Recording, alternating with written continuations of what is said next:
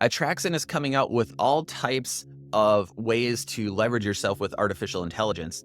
And the key part of what we're doing in Attraxon is we're grafting or we're incorporating, we're embedding the AI, specifically ChatGPT 4.0 at the moment, this OpenAI, right into the process, right into using the actual software through all parts of what our Attraxon customers use. And we've got specific videos from the dev team on specific product releases and things like that.